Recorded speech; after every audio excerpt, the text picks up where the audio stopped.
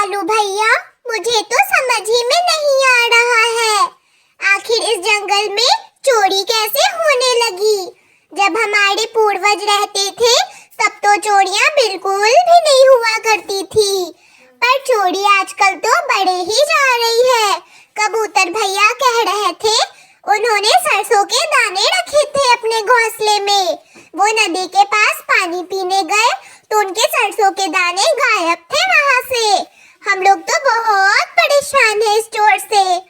मुझे भी नहीं समझ में आ रहा है रानो चिड़िया।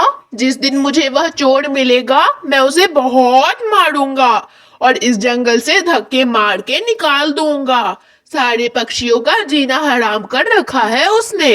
उसके बाद कालू कौवा वहाँ से चला जाता है। वह अपने घोंसले की तरफ जाता है।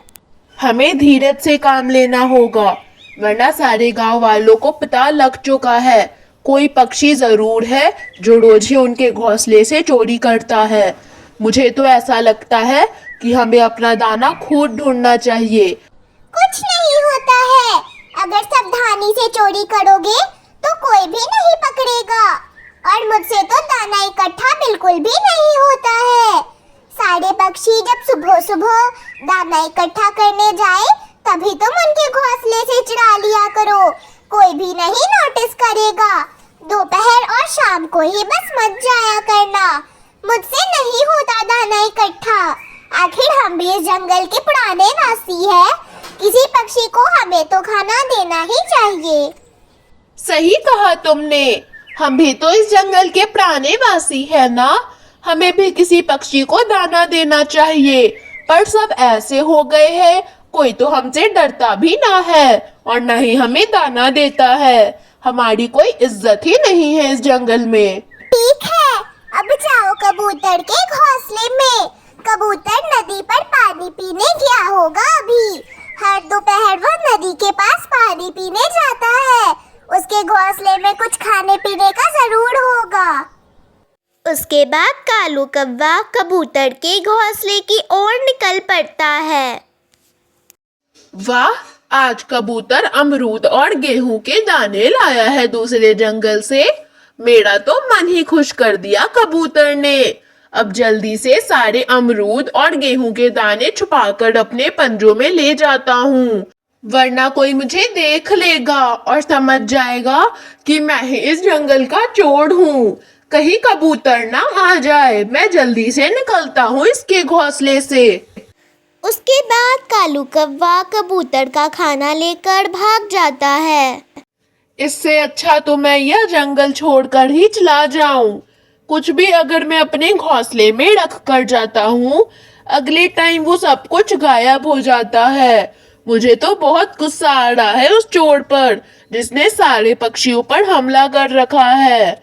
जब वो पकड़ा गया ना, उसे मैं और कालू बहुत जोर जोर से मारेंगे। कौवे भैया, आप ऐसा ना बोले, हमें बहुत बुरा लगता है। आप इस जंगल के पूर्वज में से आते हैं। एक चोर के चलते सारे पक्षी पर आवाज तो नहीं करेंगे ना।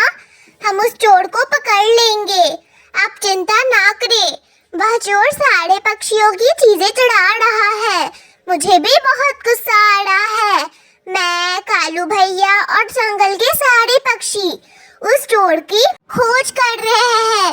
सब उस चोर को मारना पीटना चाहता है। कृपा कर आप ऐसी बात ना करें। आप हमारे पूर्वज में से आते हैं और मैं भी। वो तो अच्छा हुआ जो मैं सारे पक्षियों की तरह अपने घोंसले में दाना नहीं जमा करता हूँ। परसों वह चोर मेरे घोंसले की तरफ भी आया था।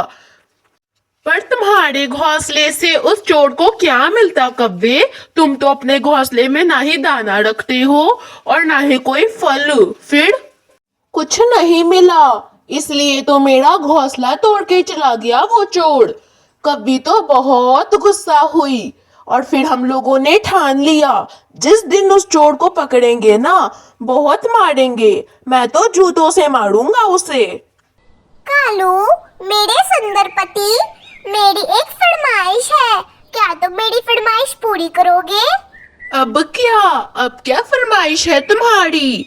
फिर से कोई शरारत आई है क्या तुम्हारे दिमाग में? कुछ नहीं, बस एक ख्वाहिश है। कोई भी शरारत नहीं आया मेरे दिमाग में। मैं ना कल अपने मायके जा रही हूँ और मेरे पास कोई भी गहने नहीं है। रानो चिड़िया के पास बहुत सुंदर सा नेकलेस है। तुम जाकर रानो चिड़िया का नेकलेस चुरा लाओ ना। जब भी मैं जाती हूँ ना अपने मायके, मेरी मम्मी मुझे हमेशा ताने मारती है कि कालू कालू कितना निकम्मा है, कहीं भी तुझे नेकलेस खरीद के नहीं देता। मुझे भी बुरा लगता है, मुझे भी अपने पति की तारीफ करवानी है। गौरी, तुम पागल वागल हो गई हो क्या? मैं कैसे चढ़ाऊंगा रानो चिड़िया का नेकलेस? मुझे नहीं करवानी अपनी तारीफ तुम्हारे मायके से। चली जाओ अपने मायके चुपचाप से। कितना डरते हो तुम कालू? मुझे सब कुछ पता है रानो चिड़िया के बारे में। रानो चिड़िया जब नदी के पास पानी पीने जाती है तो वो अपना नेकलेस घोंसले में रखती है। अभी रानो चिड़िया पानी पीने गई होगी नदी के पास और वह अपने पंख भी धोती है, तो उसे थोड़ी सी तो वक्त लगती ही है आगे जाने में। तुम जाओ जाओ और ले आओ उसका नेकलेस। उसके बाद कालू भी मान जाता है और रानो चिड़िया के घोंसले की ओर निकल पड़ता है।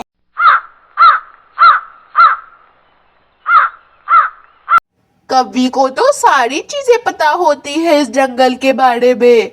जल्दी से रानो चिड़िया का ये नेकलेस चुरा कर ले जाता हूँ, वरना कोई पक्षी मुझे देख लेगा।